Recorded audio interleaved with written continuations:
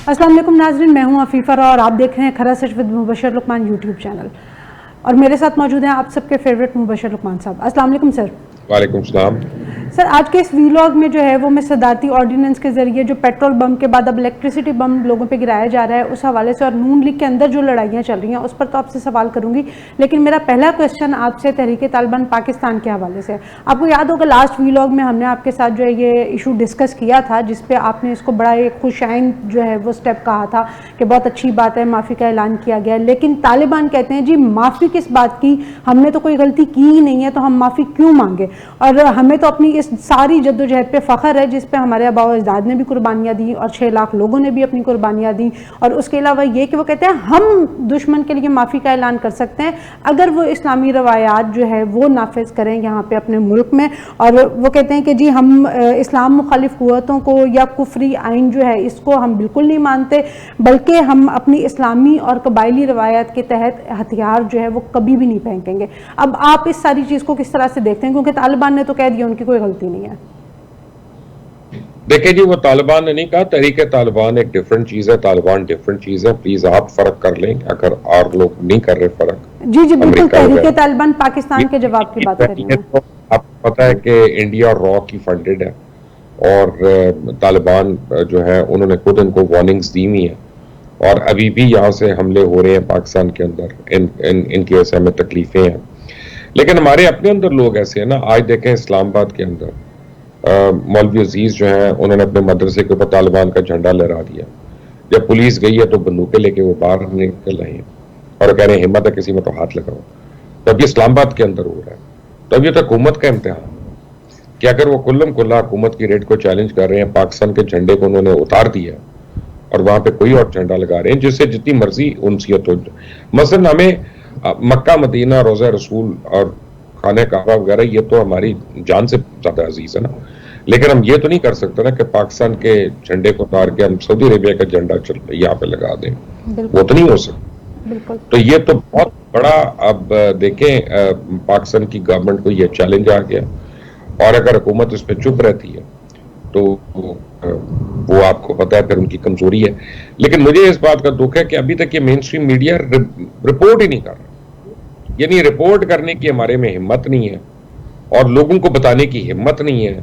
लेकिन media ordinance हमने लेके आना है ताकि जो सोशल मीडिया थोड़ी बहुत रिपोर्ट कर लेता है वो भी रिपोर्ट ना हो। तो ये हुकूमत की एक तरफ तो नाकामी है, दूसरी तरफ अब जब टीटीपी ने ये कह दिया तो फिर मेरा ख्याल है कि गवर्नमेंट को रद्दुल फसाद ऑपरेशन जो है प्रॉपर तरीके से अब लॉन्च करना चाहिए और किसी को छोड़ना नहीं चाहिए। और जो हम कई कई हजार लोग पकड़ के अदालतों में लाते रहे और यहाँ पे हमारे अदालती निजाम की वजह से वो बेल्स लेते रहे हैं, इस बार उनको रास्ते में ही किसी अदालत में ले जाना चाहिए अपनी मर्जी की और उनको बता देना चाहिए कि रियासत पाकिस्तान की तरजीह क्या है। सर अल्लाह करे कि वो इन जो है ये जो फोर्सेस हैं तहरीक तालिबान पाकिस्तान जैसी जो कि दहशतगर्दी फैला रही है इनके खिलाफ कुछ करें। लेकिन अभी तो हुकूमत की तो जो सारी तवज्जो है वो कारोबारी अफराद के ऊपर और आम आवाम के ऊपर है कि उन्होंने अब की बार आम आवाम को तो चलें छोड़ दिया है, लेकिन जो कमर्शियल जो मीटर्स लगे हुए हैं बिजली के उनके ऊपर सदारती ऑर्डिनेंस के ज़रिए 5 से 35% तक एडवांस इनकम टैक्स जो है वो लागू करना चाह रहे हैं। लॉकडाउन की वजह से, कोरोना की वजह से कारोबार तो पहले ही बंद है। अब अगर इस तरह के ये ऑर्डिनेंस आना शुरू हो जाएंगे और बिजली कमर्शियल जो कारोबारी हजरात हैं उनके लिए और ज़्यादा महंगी हो जाएगी, तो आपको क्या लगता है कि ये सारे रहे से जो कारोबार हैं वो भी बंद नहीं हो जाएंगे? देखिए, एक तो बिजली आ नहीं रही और जो आ रही है उसके चार्जेस बेइंतहा हो रहे हैं। बल्कि इस्लामाबाद में मैंने कुछ बिल्स देखे हैं अभी कि 40-40 दिन के लोगों को चार्ज हो रहे हैं, 30 दिन के नहीं 40 दिन के। तो 10 दिन का एडवांस चार्ज तो हर एक को पड़ रहा है, चाहे वो कमर्शियल है, चाहे वो रेजिडेंशियल है, चाहे वो मस्जिद है, चाहे वो मदरसा है, जो मर्जी है। दूसरी बात यह है कि ये अपनी कोताहियां छुपाने के लिए कि ये टैक्स बेस बड़ा नहीं कर सके, मईशत को ये सही खड़ा नहीं कर सके, तो आवाम की ये कमर तोड़े। और मैं आपको बताऊं कि मुझे डर लग रहा है उस दिन से, मुझे डर लग रहा है उस दिन से कि जिस दिन गाड़ी में निकलना मुहाल हो जाएगा, लोग घरों में आके गाड़ियों को पकड़ के अपना हक डिमांड करना शुरू हो जाएंगे और फिर ये कोई बचने वाला नहीं होगा, कोई भागने का मौका नहीं मिलेगा। ये बहुत ज्यादा अपनी कौम के ऊपर इनके जुल्म बढ़ गए हैं और डिटाई बढ़ गई है कि कोई बात इनसे कर दो या कोई जिक्र कर दो तो ये आगे बात करते हैं कि जी हमारे साथ तुम गद्दार हो या तुम्हें लिफाफा मिल गया या तुम्हें ये हो गया। लेकिन लोग पिस गए हैं और कारोबार तो इसकी खत्म हुआ है। सिर्फ टेक्सटाइल का कारोबार चल रहा है, एप्टमा का कारोबार चल रहा है, लेकिन 92% कारोबार जो है स्पेशली जो रिटेल इंडस्ट्री है और मैन्युफैक्चरिंग इंडस्ट्री है इस मुल्क की, वो तो बेचारों की चीखें। लेकिन सर इस बात में एक बड़ा अहम पॉइंट ये है कि हमें तो यही पता है कि हमारे मुल्क में जो एक जमहूरी हुकूमत है, तो ये कोई माशाल्लाह तो नहीं है कि ये सदारती ऑर्डिनेंस ले आते हैं, तो बजाय ये सदारती ऑर्डिनेंस लाने के कौमी असम्बली में क्यों नहीं बिल पेश करते और कोई मतलब दूसरा लाएमल क्यों नहीं इख्तियार किया जाता, सिर्फ इस डर से कि अपोजिशन जो इनके खिलाफ जाएगी और ये कर नहीं सकेंगे। मानी नहीं जाएगी क्योंकि नहीं, जब कौमी असम्बली में पेश करेंगे तो सबसे बड़ी बात ये नहीं है, देखिए मेजोरिटी तो है इनकी, अपना बिल मंजूर करा सकते हैं, लेकिन जब डिबेट होगी तो उसके ऊपर जो जो आर्ग्यूमेंट्स आएंगी लोग एजुकेट हो जाएंगे। ये चाहते नहीं है कि लोगों को पता चले कि क्या कर रहे हैं, क्यों कर रहे हैं।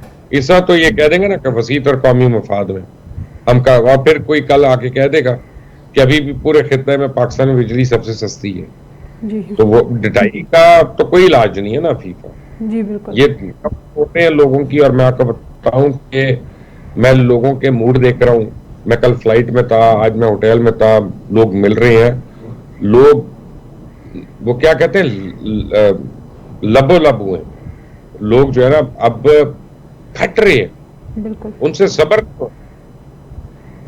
सर ये तो सारी बातें ठीक है, लेकिन एक ढिठाई जो है ना वो हमारी अपनी पॉलिटिकल पार्टीज़ में भी बहुत ज़्यादा है। तो अगर नून लीग की बात करें तो नून लीग में रिसेंटली अब ये हुआ है कि उन्होंने मियां जावेद लतीफ़ को जो है वो एक शो कॉज नोटिस जो है वो इशू किया है, और वो उनकी ये स्टेटमेंट थी कि जिसमें उन्होंने ये कहा था एक इंटरव्यू में अपने समा को जो उन्होंने दिया था कि जी चंद लोग हमारी पार्टी में जो है ना वो असाइनमेंट्स पे आए हुए हैं और जी वो मुफाहमत की बात करते हैं और जो बाकी लोग जो डिफरेंट एक बयानियाँ लेके चल रहे हैं उसको ख़राब करने की कोशिश करते हैं। उन्होंने इस तरह की स्टेटमेंट्स दी थी जिनके ऊपर उनको शो कॉज नोटिस जो है वो जारी किया गया। लेकिन एक पॉइंट इसमें अहम ये है कि अभी कुछ दिन पहले ख्वाजा आसिफ ने भी एक इंटरव्यू दिया, उन्होंने भी जिसमें साफ ये कहा था कि जी पार्टी उनकी 3 धड़ों में तकसीम है। उनको नोटिस जारी नहीं किया गया लेकिन इनको नोटिस जारी किया गया, जिसके पीछे बताया ये जा रहा है कि मुस्लिम लीग नून की उनकी पार्टी की जो है वो कुछ अहम मीटिंग्स हुई थी जिसमें शहबाज शरीफ ने और हमजा शहबाज ने जो है वो जाने से इनकार कर दिया था, और जब मरियम नवाज ने उन पार्टी को जो उनकी मीटिंग्स हैं उनको चेयर किया तो वहाँ पे MNA और MPAs ने जो है वो उनसे साफ उनके मुंह पे जो है ये सवाल किया कि शहबाज शरीफ कहाँ है, क्योंकि हमें लोगों ने उनके कामों की वजह से वोट दिया है, और अब अगर इस तरह की इंपॉर्टेंट पार्टी मीटिंग्स में शहबाज शरीफ या हमजा शहबाज नहीं है तो ये एक बड़ा जो है वो सवालिया निशान है। तो आपको क्या लगता है कि ये जो इनकी पहले बड़ों की लड़ाई होती थी जिनको ये कह देते थे नहीं जी ऐसा कुछ भी नहीं है, अब तो ये लड़ाई जो है वो बिल्कुल खुल के और निचले लेवल तक आ गई है, तो अब ये कहाँ जाके इनकी बात बनेगी? इसलिए कि हर एक समझता है कि उसका धड़ा जो है वो प्रिवेल करेगा, तो जब प्रिवेल कोई करेगा धड़ा तो फिर उन्होंने उस धड़े में पोजीशनें भी लेनी है। किसी ने सीनियर नायब सदर बनना है, किसी ने जनरल सेक्रेटरी बनना है, किसी ने कुछ बनना है। दूसरी तरफ जो है ना वो कई शख्सियात जो है वो खुलकर एक दूसरे के सामने आएंगे। मियाँ साहब भी उन्हीं में से हैं, जावेद लतीफ़ साहब, और मियाँ जावेद लतीफ़ जो है सिर्फ ये नहीं बल्कि उनकी और भी स्टेटमेंट्स हैं वो उनकी पार्टी के गले पड़ी हुई हैं। तो मेरा ख्याल है कि एक स्टेटमेंट का हवाला दे के ना उनसे एक्चुअली सवालात कई और कुछ किए जाएंगे या उनको बुलाकर जो बात की जाएगी वो और कुछ की जाएगी। लेकिन नून लीग जो है वो भी अपने एक रेनेसांस से गुजर रही है जिसमें वो मरियम नवाज से निकलेगी, बचेगी, तो फिर वो किसी और को सेंसिबल तरीके की तरफ जाएगी, वरना तो बहुत मुश्किल है। सर एक मुश्किल में अभी इस वक्त जो है वो PCB भी है और रमीज़ राजा भी, अभी वो बेचारे चेयरमैन बने थे कि उनके ऊपर ये कड़ा इम्तिहान आ गया है कि न्यूजीलैंड की टीम ने जो है वो अपना दौरा मनसूख कर दिया और वो वापस जा रहे हैं। तो इतनी ज़्यादा सिक्योरिटी देने के बावजूद और सारा कुछ होने के बावजूद उन्होंने अपना दौरा कैंसिल कर दिया, और इसको बड़ी हद तक जो है जो इसके इफ़ेक्ट्स आएंगे उसको जो श्रीलंकन टीम पर हमला था उसके बाद जो इफ़ेक्ट्स आए थे उनके साथ जोड़ा जा रहा है। तो अब खैर बहरहाल PCB ने फैसला किया है कि वो ICC में जाएंगे और वहाँ पर इस चीज़ को उठाएंगे। आपको क्या लगता है कि ये अपना केस जो है वो सही तरह से लड़ सकेंगे? और अगर आप उनकी जगह होते, रमीज़ राजा की जगह चेयरमैन PCB होते, तो आप जो है इस सारी सिचुएशन में क्या करते? देखिए जी, पहली बात यह है कि न्यूजीलैंड ने जो किया वो गलत किया। वो अगर उनको कोई सिक्योरिटी थ्रेट आई थी तो उनको वो थ्रेट पाकिस्तानी हुकाम से शेयर करनी चाहिए थी, और वो जो है ना उसके बाद वो देखते कि उसका अजाला होता है कि नहीं होता, और फिर वो कोई कमेंट करते। एक फेक ट्वीट है और एहसानुल एहसान की, उसके ऊपर इंडियन अखबार जो है वो महीना पहले से लिखना शुरू हो गया था। अब बिल्कुल। ब्रिटिश हाई कमीशन न्यूजीलैंड को कह रहा है ऐसा, तो ये तो बिल्कुल ना समझ आने वाली बात है। इसका मतलब है कि उन्होंने करना ही नहीं था या कैंसिल करना था, और ये लड़ाई जो है ये पीसीबी से ऊपर है। इसमें रमीज राजा कुछ नहीं कर सकते, मैं अगर होता मैं भी कुछ ना कर सकता। दी ओनली थिंग इज कि हम आईसीसी को कंप्लेंट कर सकते हैं और एक सीरियस कंप्लेंट कर सकते हैं, लेकिन आईसीसी जो है वो टेररिज्म के आगे तो उसकी जुबान बंद हो जानी है, वो लेकिन तो नहीं सर कुछ इनके कर अपने सकेगी। स्टेटमेंट्स बड़े डिफरेंट है। कभी ये कहते हैं जी टीम पे हमला हो सकता था, कभी ये कहते हैं कि जी स्टेडियम के बाहर कुछ हो सकता था। मतलब उनको सिचुएशन खुद क्लियर नहीं थी, लेकिन बस उन्होंने जल्दबाजी में जो है वो पूरा दौरा कैंसिल कर दिया। कि उनको उनको सिक्योरिटी तो वो दी जा रही थी जो प्राइम मिनिस्टर और प्रेसिडेंट की सिक्योरिटी है, बिल्कुल। तो ना उनके ऊपर तो हमला नहीं हो सकता था, वो तो कोई मुझे उसमें शक नहीं है।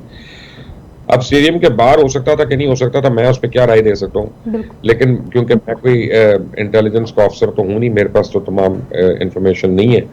लेकिन इतना मुझे जरूर पता है कि जब क्राइस्ट चर्च में 52 लोग मारे गए थे ना बेदर्दी से, तो पाकिस्तान की टीम ने दौरा मंसूख नहीं किया था न्यूजीलैंड का, पाकिस्तान की टीम ने दौरा किया था। बांग्लादेश की टीम उस वक्त वहां खेल रही थी और वो खेलती रही, उन्होंने अपने मैचेस फोरफीट नहीं किए वहां पे, उनके पास बड़ा अच्छा रीजन था, सब कुछ था। मैच जनाजे उठ रहे थे, पूरा मुल्क जो था उस सरापा एहतजाज बना हुआ था, और ग्रुपिंग हुई हुई थी वहां पे, लोग मुसलमानों को ढूंढ ढूंढ के मार रहे थे, तब भी बांग्लादेश ने खेला और तब भी पाकिस्तान किया। तो ये जो है ना मैं जरा डिफर कर रहा हूँ, लेकिन मेरा ये ख्याल है कि काफी पाकिस्तान को अब मेहनत तलब है। ये तो एक आपने देखा, ये तो फर्स्ट ब्लड है। अभी तो आप देखिएगा आईएमएफ क्या कहता है, वर्ल्ड बैंक क्या कहता है, आपकी डिफरेंट ममालिक में जो वीज़ों के लिए जाएंगे तब क्या कहते हैं, आपकी प्रोडक्ट्स पे क्या होता है, आपको यूरोपियन पार्लियामेंट क्या कहती है, आपके एफएटीएफ भी टेक्सटाइल है। के, वो तो बात की बात है, लेकिन उससे पहले यूरोपियन पार्लियामेंट आपके ऊपर अगर उसने ट्रेड पे को गन लगा दी, तो जिस टेक्सटाइल की एक्सपोर्ट पे आप इतरा रहे हैं वो एकदम क्रैश हो सकती है। आपकी स्टॉक मार्केट देखें एकदम डिप होना शुरू हो गई है। तो सर ये it's not a good situation. अभी ये तो सारी गुड सिचुएशन नहीं है, लेकिन एक थोड़ा सा रिलीफ जो पाकिस्तान को मिला है वो बरतानिया की तरफ से ये ज़रूर मिला है कि पाकिस्तान जो वो रेड लिस्ट में था वो उससे बाहर आ गया। लेकिन उसमें ना एक वो अभी सिचुएशन थोड़ी क्लियर नहीं है, जो कि आप ये कर दें अगर हमारे लिए कि मेरे पास रेड लिस्ट से निकल के ये एम्बर लिस्ट में है, वाइट लिस्ट में है, क्या इस वक्त जो है वो असल सिचुएशन क्या है? देखें, बात यह है कि पहले मैं आपको एक बात बता दूं कि अभी मुझे खबर मिली है कि पूरी M2 ब्लॉक हुई हुई है। M2 इसलिए ब्लॉक हुई हुई है कि न्यूजीलैंड की टीम की रिटर्न जर्नी है, बिल्कुल। और पूरा दिन उन्होंने आज सेंटोरस मॉल पे भी लगाया शॉपिंग के लिए। यानी कमाल है, शॉपिंग के लिए उनको सिक्योरिटी के इश्यूज नहीं है और वहां जाने के लिए ठीक है, लेकिन क्रिकेट खेलने के लिए सिक्योरिटी इश्यूज है। यही अब आप रेड लिस्ट का देख लें कि रेड लिस्ट के आपको कितनी देर के बाद, 5-6 हफ्ते के वेट करने के बाद निकाला गया, जब बहुत ज्यादा प्रेशर पड़ा उनके ऊपर। और इस वक्त जो मेरा ख्याल है अभी सिचुएशन फ्लूइड है, रेड लिस्ट और के बाद सिर्फ ग्रीन लिस्ट है। एम्बर शायद अब खत्म हो जाएगी 23 सितंबर से। इसकी जो प्रॉपर इंफॉर्मेशन है वो आज शाम किसी वक्त तक हमें मौसूल होगी या मंडे को मिलेगी, तब मैं आपको डिटेल्स बता सकता हूँ। क्योंकि जिन लोगों ने ट्रैवल करना है उनके ट्रैवल एजेंट्स को इन्फॉर्मेशन नहीं है, एयरलाइंस को पूरी इन्फॉर्मेशन नहीं है। उनको पता है जो अखबार में पढ़ा है या टीवी पे देखा है या किसी ऑफिशियल की ट्वीट देखी है, लेकिन सरकारी तौर पे अभी इन सारों को मुतला नहीं किया गया। मसलन अगर मैंने अभी इंग्लैंड जाना हो तो मुझे ये नहीं पता कि मैं क्वारंटीन करूंगा कि नहीं करूंगा, या करूंगा तो कितने दिन करूंगा, या मेरी वैक्सीन जो है मैंने स्पुतनिक लगवाई थी, मेरी वैक्सीन एक्सेप्टेबल है कि नहीं है। सो ये बहुत से सवालात हैं जिनके जवाब जो है मंडे तक हमें उम्मीद है कि मिलेंगे। इंशाल्लाह जैसे ही मंडे तक हमें इन सवालों के जवाब मिलेंगे तो हम आपको अपने नेक्स्ट व्लॉग में ज़रूर बताएंगे। Thank you so much Mubashir Luqman sahab, आपने जो है वो आज की टॉप न्यूज़ पे अपना एनालिसिस दिया। जी नाज़रीन, आज की वीडियो के लिए इतना ही। अंटिल द नेक्स्ट टाइम, अल्लाह हाफ़िज़।